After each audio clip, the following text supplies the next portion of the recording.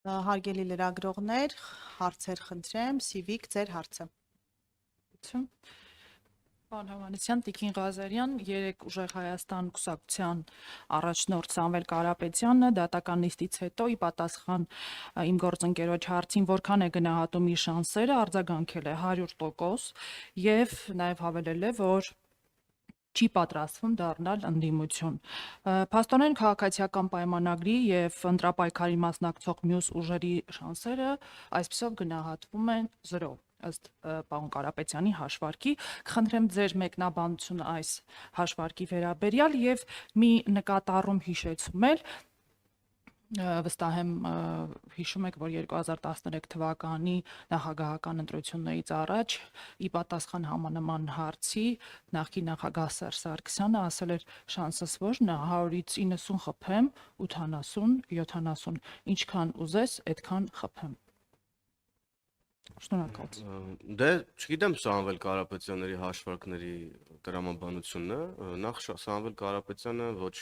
պատգամավորի թեկնածու է, ոչ էլ առավել ևս կարող է վարչապետի թեկնածու լինել, դրա համար չգիտեմ ինչ շանսերի մասին ենք առհասարակ խոսում, Սամվել Կարապետյանը 100% չի կարող լինել եւ պատգամավոր եւ վարչապետի թեկնածու։ Այսքանը Եվ ես պետքա երկրորդեմ երեկվա նաև վարչապետի ելույթում հնչած միտքը առայն, որ ժողովուրդն է որոշում, ով քանի տոկոս հավանականություն ունի, ով քանի տոկոս վստահություն ունի եւ շանս ունի, եւ ժողովուրդը հունիսի 7-ին կորոշի եւ հունիսի 7-ին ժողովուրդը պետք է ուրեմն պատերազմի եռագլուխ կուսակցությանը տա 0 ձայն։ Այսքանը Եվ ձեր վերած օրինակն էլ լավ օրինակ է, ինչքան ուզենք խփենք եւ այլն, նման շատ հայտարարություններ են հնչել, տեսնում ենք, թե որտեղ են այսօր այդ հայտարարության հեղինակները։ Շնորհակալ։ Եթե Տիկին Ղազարյանի ասելիք ունի, բայց երևի թե Կան այլ հարցեր, խնդրեմ Պարոն Հովհաննիսյան, թերևս հարցս հզող է։ Երեք Ադրբեջանի նախագահի օգնականը հայտարարել է, որ եթե Հայաստանը եւ Ադրբեջանն ուզում են կնքել խաղաղության պայմանագիր, Հայաստանը պետք է փոխի սահմանադրությունը։ Դա կարծես թե արդեն նախապայման է դառնում, պահանջը փոխել սահմանադրությունը։ Հարցս հետեւյալն է. արդյոք Հայաստանը խաղաղության պայմանագիրը ստորագրելու համար ինչ որ նախապայման դնելու է Ադրբեջանի առաջ, օրինակ, մինչեւ մեր գերիները չվերադարձվեն, խաղաղության պայմանագիրը չի ստորագրվի կամ մինչև Հայաստանի ինքնիշխան տարածքներից ադրբեջանական զորքերը դուրս չգան, խաղաղության պայմանագիրը չի ստորագրվի, թե ցանկացած պարագայում Հայաստանը պատրաստ է ստորագրելու խաղաղության փաստաթուղթը։ Շնորհակալություն։ Տեսեք, թե գերիների վերադարձի հարցը, թե Հայաստանի Հանրապետությունում գտնվող ուրեմն ադրբեջանական զորքերի դուրսբերման հարցը հնարավոր է լուծել խաղաղության պայմաններում։ Եվ մենք գնալու ենք այս օրակարգով, ինչի մասին բազմիցս խոսել ենք։ Մենք որևէ նախապայմաններ չենք դնում խաղաղության հասնելու համար, որովհետև նախապայման դնելը ըստ էության փակուղի տանող ճանապարհը եւ խնդիրները չլուծելու մասին է։ Ինչ վերաբերում է սահմանադրությանը, մենք բազմիցս ասել ենք դեռևս 2019 թվականից, որ Հայաստանի Հանրապետությանը պետք է նոր սահմանադրություն եւ նոր սահմանադրության օրակարգը բացառապես Հայաստանի Հանրապետության ներքաղաքական օրակարգն է։ Այսքանը շնորհակալ եմ։ Ավելացնում Հայաստանի Հանրապետությունը ինչպես հայտարարել է, այդպես էլ շարունակում է նույն դիրքորոշումն ունենալ, որ խաղաղության պայմանագիր ստորագրելու համար նախապայմաններ չի առաջ քաշելու, այն պարզ պատճառով, որ խաղաղության պայմանագիրը մեզ է պետք, մենք ոնց որ մեր մի շահը մյուս շահի հետ փոխել չենք կարող, ինչպես խաղաղության պայմանագիր ստորագրելն է մեզ պետք, այնպես էլ գերիների վերադարձը եւ Հայաստանի տարածքներից դուրս գալն է մեզ պետք եւ հետեւաբար մենք չենք կարող ասել մենք կկրակենք մեր ոտքին, եթե չանենք այն ինչ մենք ուզում ենք։ Հետևաբար խաղաղության պայմանագրի օրակարգը Հայաստանի համար է առաջնահերթություն։ Եթե կլինեն կողմեր, երրորդ կողմեր, երկրորդ կողմեր, ովքեր կցանկանան ձգձգել խաղաղության պայմանագրի ստորագրումը, դա ավելի շատ ի վնաս Հայաստանի է, հետևաբար հօգուտ Հայաստանի է ամեն ջանք գործադրել, որպեսզի օր առաջ ստորագրվի խաղաղության պայմանագիրը եւ դուք գիտեք, մենք դեռևս նույնիսկ վերջի երկու կետը չհամաձայնեցված 24 թվականից ասում ենք, որ կարող ենք նույնիսկ այդ պահին ստորագրել, հետո համաձայնեցնել շարունակություն եւ արդեն եւ Հայաստանի համար դա ամենաառաջնահերթ հարցն է խաղաղության օրակարգում ստորագրել եւ վավերացնել խաղաղության պայմանագիրը առանց որևէ նախապայմանի։ Ղազարյան, ձեր ասածից կարող ենք ենթադրել, որ Ադրբեջանին պետք չի խաղաղության պայմանագիրը, դա հենց մեզ է պետք։ Ես չգիտեմ Ադրբեջան պետք է թե չէ, դե պետք է գնանք Ադրբեջանին հարցրեք, բայց այն որ մենք կարողացել ենք կառուցողական աշխատանքի միջոցով հասնել նրան, որ մենք համաձայնեցրել ենք խաղաղության պայմանագրի բոլոր կետերը, եւ ես կարծում եմ Ադրբեջանը նույնպես պիտի որ ձեռնտու լինի այս պահին, հենց այսօր ստորագրել խաղաղության պայմանագիրը, Ադրբեջանի Հանրապետության շահերից նույնպես դա ելնում է, իմ դիտանկյունը այդպեսին է, ես կարծում եմ, որ մենք կարող ենք հենց այսօր ստորագրել խաղաղության պայմանագիրը, իսկ նախապայմանները միայն ավելի բարդացնում են process-ը, ես կարծում եմ, որ դրա վրա պետք է ուշադրություն դարձնենք, փորձենք ավելի կառուցողական տրամաբանության մեջ մտնել, չէ դարձնենք խաղաղության պայմանագրի համար խնդիրներ կամ Ադրբեջանից եկող խոսույթները մեր ներհայաստանյան կյանքում մանավանդ նախընտրական շրջանում են, որ ինչ որ դուք ասեցիք, ոնց որ ավելի շատ նախընտրական խոսույթի մասը, քան իրական ռեալ քաղաքականության, եւ փորձենք Հայաստանի եւ Ադրբեջանի տանել խաղաղության պայմանագրի ստորագրման ճանապարհը, ես կարծում եմ կառուցողականությունը բոլորիս համար օգտակար է, բոլոր երկրների հետ Հայաստան կառուցողական հարաբերություններ ունենալ հայ ժողովրդի շահերից է բխում։ Մի կարճ լրացում էլ անեմ, այն ինչ պետք է մեզ կամ այն ինչ պետք է Ադրբեջանին կամ այն ինչի շուրջ համաձայնենք եւ մենք եւ Ադրբեջանը հստակ սևով սպիտակի վրա արտահայտված է նախ սահմանազատման եւ սահմանագծման ուրեմն կանոնակարգում, որ առաջին պաշտոնական փաստաթուղթն էր եւ այնուհետեւ նաեւ խաղաղության պայմանագրի նախաստորագրված տեքստում եւ խոսակցություններից այն կողմ ռեալ իրականությունը սա է եւ պետք է ամեն ինչ բխեցնել պայմանավորվածություններից, փաստաթղթերից եւ ոչ թե ուղղակի տարբեր մեկնաբանություններից եւ խոսակցություններից։ Շնորհակալ եմ։ Հանրային ռադիո խնդրեմ։ Շնորհակալ եմ։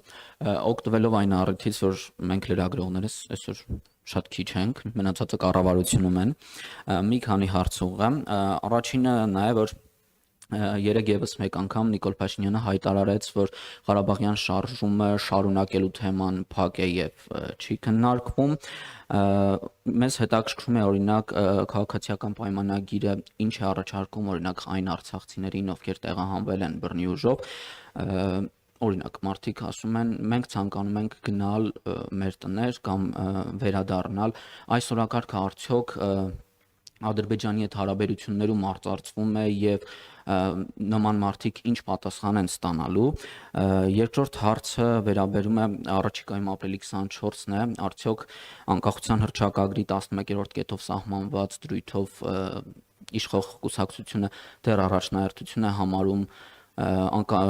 ցեղասպանության միջազգային ճանաչումը։ Եվ երրորդ հարցը մամուլում շրջանառվեցին տեղեկություններ, ըստ որոնց իրավապահ համակարգը, մասնավորապես ուժային կառույցները ճակերտավոր ասված բերվում են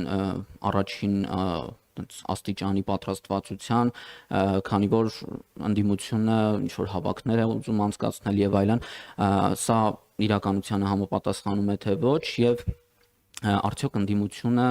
ինչ որ ճակերտավոր ասված վախեր է ներկայացնում իշխանության համար։ Շնորհակալ եմ։ Արձագանքեմ, հետո եթե պարոն Հովհաննիսյանը ավելացնել բաներ կունենա, ավելացնի։ Մենք դեռևս խաղաղության պայմանագրի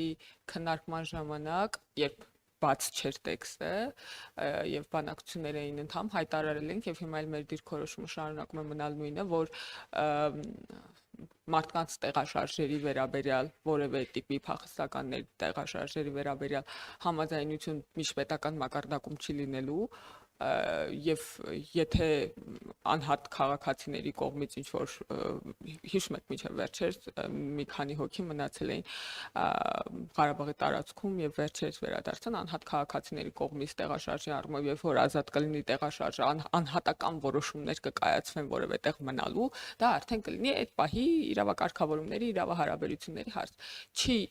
քննարկում Հայաստանի Հանրապետությունը վերադարձի հարց չկա խաղաղության պայմանագրում եւ խաղաղության պայմանագրի կետերից դուրս որևէ դրույթ, որ համաձայնեցված կամ քննարկված կամ պայմանավորված է, չկա, գոյություն չունի։ Պետք չի ընկնել նաև կոնսպիրացիաների դաշտը, գիտեք, նաև հակառակ կողմից խոսակցություններ կան, նման խոսակցություն ընդհանրապես որևէ պահի չի եղել նաև հակառակ դինամիկաների վերաբերյալ, ինչ վերաբերում է Լեռնային Ղարաբաղից բռնի տեղահանված հայերին, մենք իրենց առաջարկել ենք աջակցության ծրագրերը, որոնց մասին կառավարության կատարողական զեկույցի դեպքում ազգային ժողովում շատ կա, կարող ենք նաև տրամադրել շատ երկար նկարագրված է, ինչքան աջակցություն ենք տրամադրել բնակապահովման աջակցության ծրագիրը։ Մենք իրենց առաջարկում ենք դառնալ Հայաստանի Հանրապետության քաղաքացի, օգտվել ամբողջ քաղաքացիությամբ բոլոր իրավունքներից, եւ ես կարծում եմ բոլոր այն մարդիկ, ովքեր քաղաքական ուժեր, ովքեր խոստանում են, որ իրենց իշխանության գալու պարագայում իրանք Ղարաբաղցիների վերադարձի ապահովման պայմաններ են ստեղծելու, իրենք խաբում են, մանիպուլացնում են այդ մարդկանց, իրենց պարզապես թույլ չեն տալիս, որ իրենք տնավորվեն Հայաստանում եւ ընդհակառակը դուռ են բացում, դաշտ են բացում Հայաստանի նկատմամբ հավելյալ ռիսկերի տարբեր ժամանակներում փախստականներ վերադարձների մասին խոսակցությունների։ Ինչ վերաբերում է ցեղասպանության հարցին, ես ճիշտ ասած լավ չեմ հասկանում։ Դուք մի քանի դուք չէ՞ էլի տարբեր մարդիկ մի քանի ամիս առաջ կամ մի քանի շաբաթ առաջ նույնիսկ այդ խոսակցությունը, հա, որ Հայաստան երբևէ այցելած ամենաբարձրաստիճան ԱՄՆ պաշտոնյային ուղեկցել ենք ցեղասպանության թանգարան, ցեղասպանության հուշահամալիր, դրա հետ կապված այդ գրքի հետ կապված պատմություններ բարձրացել, ոչ ոք չնկատեց, որ եթե օրինակ ցեղասպանության հարցը Հայաստանի արտաքին քաղաքական օրակարգում չի, ինչ գործ ուներ պաշտոնյան արարողակարգային այցով այնտեղ, դա ակնհայտ է, չէ՞, շարունակում մնալ Հայաստանի համար կարևոր օրակարգ, բայց ինչպես արտգործնախարարն է նշել, ինչպես վարչապետն է նշել, եթե չեմ սխալվում, դա Հայաստանի Հանրապետության քաղաքական, արտաքին քաղաքական top 1 օրակարգը չի, այսինքն մենք չենք գնում նստում բանակցության սեղանի մոտ եւ ասում, գիտեք ինչ, դուք մի հատ բանաձև ընդունեք ցեղասպանության մասին եւ ինչպես գիտեք, չգիտեմ, գիտեք թե չէ այդ պատմություն, որ մեր հետ կապված բանաձև ընդունել մեր բարեկամ երկրներից մեկը Ադրբեջանի 2 արբանյակ նվիրել նույն տարում, նույն օրերին։ Այսինքն դա ոնց որ խելամիտ չի, մենք ավելի առաջնահերթ օրակարգեր ունենք, մասնավորապես իրական Հայաստանի անվտանգության եւ շահերի ու զարգացման օրակարգերը, ինչ վերաբերում է ցեղասպանության, դա պատմական իրադարձություն է, որի հետ ոչ ոք չի պատրաստվում վիճել եւ ես չգիտեմ որտեղից է առաջացել այդ միտքը, որ ապրիլի 24-ի հետ կապված ինչ-որ նոր բան կարող է լինել, քան եղել է ավանդաբար։ Ինչ վերաբերում է նախընտրական շրջանում իրավապահների ավելի զգոնությանը, ես չգիտեմ նման լուրեր չունեմ, որպես քաղաքական գործիչ մեզ ոչ ոք դա չի հայտնել որպես խորհրդարանականներ, բայց ավելի քան տրամաբանական է, որտեղ նախընտրական շրջանը սուր շրջան է, լարված շրջան է եւ պետքա բոլորը ավելի զգոն լինեն, որպեսզի այդ լարումը որևէ վատ հետևանքներ չբերի։ Շնորհակալություն։ Ես միայն կհավելեմ, որ ավելի զգոն պետք է լինեն իրավապահ մարմինները, հաշվի առնելով, որ մենք գործ ունենք նույն այն ընդդիմության հետ, որոնք մահապատժի տեսարաններ էին բեմադրում փողոցներում, այն օրը ստեղ ինչ որ գերանդիով մահեր էին եկել ազգային ժողովի դարպասների դիմաց կանգնել, ես տեսա ժողովրդին ինչ ասես չեն ասում, ժեղ, շունշանգյալ, ես տեսա 3 շշեր էին նետում ոստիկանների ուղղությամբ, կառավարության դիմաց ակցիաներ են եղել, որտեղ քարերով հարվածում էին ոստիկանների գլխին, լրագրողներին են, ձեր գործընկերներին են բռնության ենթարկվել նույն այդ ընդդիմության հավաքների ընթացքում եւ այս հանգամանքը հաշվի առնելով եւ հաշվի առնելով, որ մենք գործ ունենք նույն ընդդիմության հետ, ուղղակի տարբեր խմբերի մեջ sense հավաքած նորից բաժանած ծրած, բնականաբար իրավապահները պետքա ավելի զգոն լինեն եւ մենք այո քաղաքական գործիչներ ենք, բայց ենթադրում եմ իրավապահներն արդեն պետքա ելնեն իրենց ունեցած օպերատիվ տվյալներից եւ նաեւ նախկինում եղած նախապատմություններից հաշվի առնելով թե ում հետ գործ ունեն, որտեղից ուղարկված մարդկանց հետ գործ ունեն եւ ինչ նպատակների համար։ Շնորհակալ։ Կան այլ հարցեր։ Սիվիկ խնդրեմ։ Շնորհակալություն։ Երբ որ իրապահ մարմինները հրապարակեցին քաղաքական ուժերից մեկի գրասենյակի աշխատակիցներին վերագրող ենթադրյալ կաշառք բաժանելու հետ կապված հաղորդագրություն, պարոն Հովհաննիսյան եւ Տիկին Ղազարյան, մենք չտեսանք օրինակ ընտրապայքարին մասնակցելու հայտ ներկայացրած քաղաքական ուժերի դատապարտող խիստ հատու հայտարարությունները։ Այս լռությունը ինչի մասին է խոսում ըստ ձեզ։ Դե այդ նույն բանի մասին, այսինքն մենք տեսնում ենք, որ ուժեղ Հայաստանին աջակցում են հանրապետականները, մենք տեսնում ենք, որ վաղարշաբաթի ընտրություններում բռնվում են հանրապետականների ներկայացուցիչները փող բաժանելուց, էլի նույն խմբի հետ գործ ունենք, այսինքն ինչպես պետք է Գագիկ Ծառուկյանը քննադատի դատապարտի առհասարակ ինչպես պետքա դատապարտի եւ ինչպես պետքա դատապարտի Սամվել Կարապետյանին կամ ինչպես պետքա Սամվել Կարապետյանը դատապարտի Գագիկ Ծառուկյանին կամ ինչպես պետքա Սերժ Սարգսյանը դատապարտի իր նախկին աշխատակազմի ղեկավարին, իր խմբակցության ղեկավարին նախկին, ասենք Քոչարյանը պետքա դատապարտի Սամվել Կարապետյանին, թե Սամվել Կարապետյանը Քոչարյանին, թե Քոչարյանը Գագիկ Ծառուկյանին, թե Գագիկ Ծառուկյանը Քոչարյանին։ Սրանք երրագլուխ կուսակցություն են, նույն մարմնի 3 գլուխներ են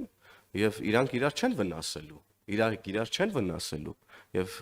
ինչ անում են, իրար հետ են անում, ինչ անում են, մեկ նպատակի համար են անում, որ գողանան ժողովրդից իշխանությունը եւ Հայաստանը նորից վերադարձնեն եւ դարձնեն հենակետ։ Էս է իրաց նպատակը եւ հետեւաբար բնականաբար չեն քննադատի եւ պետք էլ չի ակնկալել, որ ինչ-որ մեկին պետք է քննադատի այդ ուժերից։ Երեք կենտրոնական ընտրական հանձնաժողովի նախագահ Վահագն Հովակիմյանը ազգային ժողովում էր ու ես իրեն հարցրի, թե քանի օգտահաշվ է այս պահին բացված կենտրոնական ընտրական հանձնաժողովում գրանցման համար, ինքը ասաց 22, ինչը նշանակում է, որ 22 կուսակցություն այս պահին տրամադրված է հայտ ներկայացնել ընտրություններին եւ դեռ գիտեք օրեր կան, երբ որ մարդիկ հնարավորություն կունենան հավելյալ կարող ավելանա այս թիվը, կարող է իհարկե նաեւ պակասի եւ ձեր հարցը շատ կարեւոր է, որովհետեւ ես իսկապես գուցե ես ուշադիր չեմ եղել, բայց 22 կուսակցությունը բավականաչափ շատ մեծ թիվ է, որպեսզի գոնե 1-2 հոգի իրենց վերաբերմունքը արտահայտած լինեին ընտրակաշարքի վերաբերյալ, իհարկե հարգելով անմեղության կանխավարկած մարդկանց, ոչ թե անվանապես մարդկանց վերաբերյալ, այլ ինքնին երևույթի վերաբերյալ, որովհետև Հայաստանի Հանրապետության ճակատագրի ապագայի համար ամենակարևոր բանն է ընտրությունների ազատ արդար անցկացումը եւ ընտրակեղծարարությունը իմ տպավորությամբ ամենադատապարտելի բանն է, որ կարող է մեզ հետ տեղի ունենալ եւ օգտվելով առիթից ես կարծում եմ, որ հնարավորությունից օգտվեմ եւ ասեմ մյուս քաղաքական գործիչներին, հանրային դերակատարներին, որ ես կարծում եմ բոլորիս բարոյական պարտավորությունն է ընտրակեղծիքների վերաբերմունք արտահայտելը եւ ոչ թե միայն այն մարդկանց, որոնք իրանք աֆիլացված են ընտրակեղծիքների հետ, մենք իրանք իհարկե կարող ենք ասել, որ ինչպես կարող են ընտրակեղծարարները ընտրակեղծիքի դեմ խոսել, բայց ուրիշ մարդիկ էլ կան դաշտում եւ ես կարծում եմ, որ մարդիկ, ժողովուրդը, քաղաքացիները նույնպես ակնկալում են ուրիշ դերակատարների կողմից լսել, թե իրենք ինչ վերաբերմունք ունեն, արդյոք արդարացնում են ընտրակաշարքը, ընտրակեղծարարությունը, թե դատապարտում են։ Ես կարծում եմ, սա բոլոր հանրային քաղաքական գործիչների պարտավորությունն է դա անել։ Այլ հարցեր, կարճ հարց կարող եք։ Հարցը սուղում եմ երկու բանախոսին էլ, ով կցանկանա կարող է պատասխանել։ Քաղաքացիական պայմանագիրն ավելի շատ վախենում է, որ ուժեղ Հայաստանը հայտնվի խորհրդարանում, թե որ Ռոբերտ Քոչարյանը դառնա վարչապետ։ Շնորհակալություն։ Խայտարակ դժվար հարց եք տալիս։ Նախ ուժեղ Հայաստան չի, երևի պետք է իրանց ասենք ուժեղ ՀՀԿ։ Վախերի մասին կարծում եմ պետք է դադարեցնենք այս ներողություն մանկապարտեզի մակարդակի խոսակցությունները, չնայած ես ասացի, որ մանկապարտեզում ավելի լուրջ միջավայր է, էլի համակարգային ժամերով երեխեք գնում են, գիտեն երբ են ճաշիկ ուտում, երբ են քնում, երբ են խաղում, երբ են գնում տուն, տենց ոնց է այդ խոսույթ կա, չէ՞, որ ասում է շաքար ասելով բերանը չի քաղցրանա, իսկ ուժեղ ասելով չեն հալվա ասելով բերանները չի քաղցրանա։ Սա լրիվ իրենց մասին է, ես խորհուրդ եմ տալիս դադարեցնեն այս մտածածին խոսույթը իրենց համար խնդիրներ ձևակերպեն, հետո քաջաբար այդ խնդիրները հաղթահարեն, կուրծք ծեծեն, լայվեր անեն եւ այդպես շարունակ, թող հանգիստ նստեն իրենց տեղը, չփորձեն ուրեմն ընտրազեղծարարությամբ զբաղվեն, որտեվ օրենքը շատ ուժեղ կերպով ուրեմն զբաղվելու է իրանցով։ Շնորհակալություն։ Ուրիշ բանի մասին էր պարոն Հովհաննիսյան։ Շնորհակալություն։